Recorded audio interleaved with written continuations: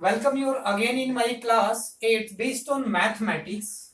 Chapter is 7 exponents. In previous video we have discussed two laws of exponents. One law is a raised to the power m multiply a raised to the power n is equal to a raised to the power n plus m. And second law is a raised to the power m divide by a raised to the power n is equal to a raised to the power n minus n when m greater than n, or 1 upon a raised to the power n minus m when m is less than n.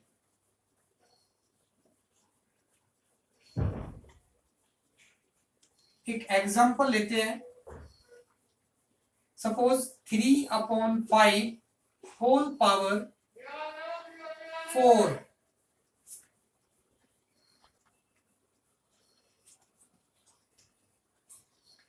Three upon 4 raised to the power 4 multiply 3 upon 5 raised to the power 5.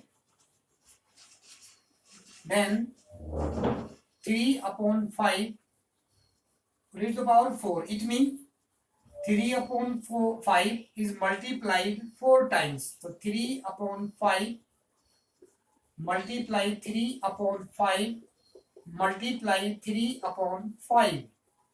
And this is 3 upon 5 raised to the power 5.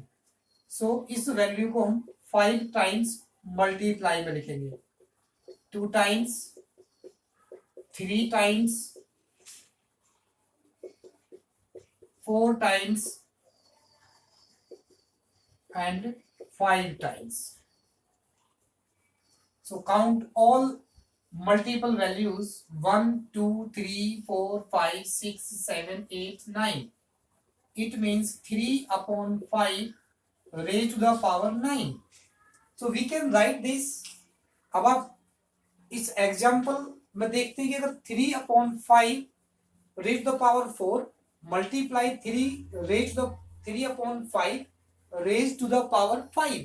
अगर base equal है तो powers को add कर सकते हैं. 4 plus 5 is equal to 9.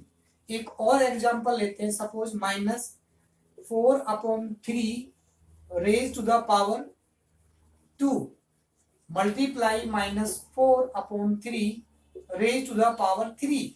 तो इसको भी इसी टाइप से कर सकते हैं कि minus 4 upon 3 multiply minus 4 upon 3 2 times. Power कितनी है? 2. तो इसको 2 टाइम्स मल्टीप्लाई करना है. फिर मल्टीप्लाई इसकी पावर कितनी है? 3. इसको 3 times multiply. 4 upon 3 multiply minus 4 upon 3 multiply minus 4 upon 3.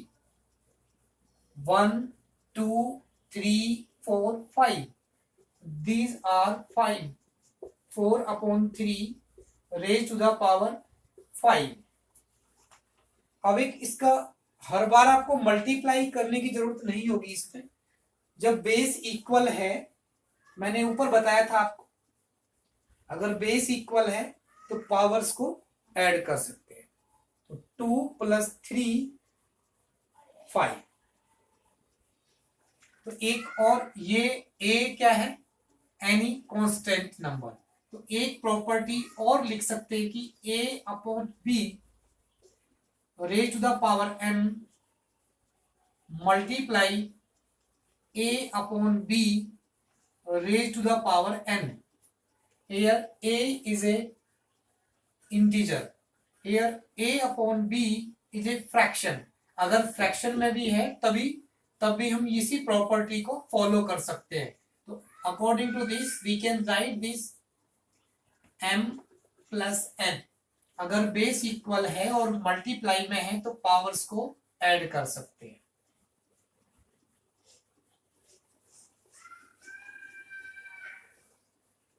एक और एग्जांपल लेके चलते हैं. For example 3 upon 5 raise to the power 6 divide by 3 upon 5 raised to the power 4 is equal to,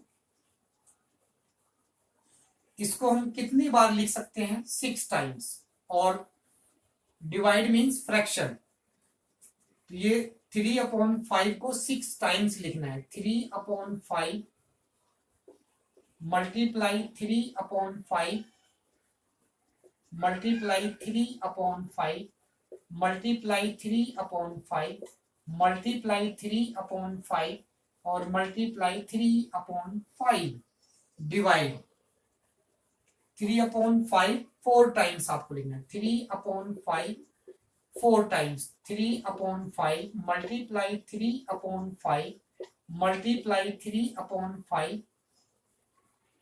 अब इस वैल्यू से ये डिवाइड हो जाएगा, इससे ये डिवाइड हो जाएगा, इससे ये डिवाइड हो जाएगा, इससे ये डिवाइड हो जाएगा। It means 3/5 multiply 3/5। So we can write this 3/5 2।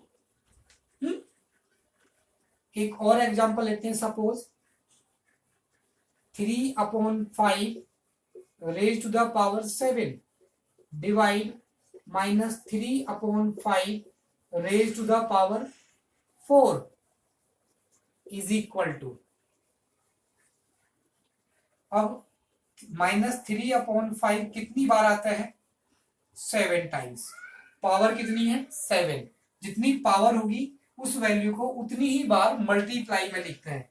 तो -3/5 raise the power 7, it means इस वैल्यू को हम 7 टाइम्स लिखेंगे। -3/5 multiply -3/5 multiply -3/5 multiply -3/5 multiply -3/5 multiply -3/5 -3/5 7 times.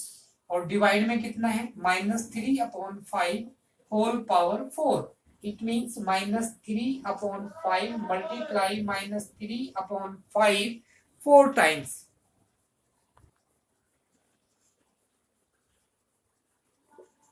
-3/5 multiply -3/5।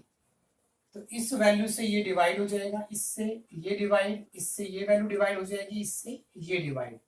तो क्या बच जाएगा? -3/5 होल पावर 3। अब कंक्लूजन क्या है इस फॉर्मूले, इसके अकॉर्डिंग एग्जांपल से, अगर बेस इक्वल है तो पावर्स को सब्ट्रैक्ट करके ये आ सकता है। 6 - 4 इज इक्वल टू 2। और similarly -3/5 divide by -3/5, then we can write this 7 - 4 is equal to 3। I hope you are understand.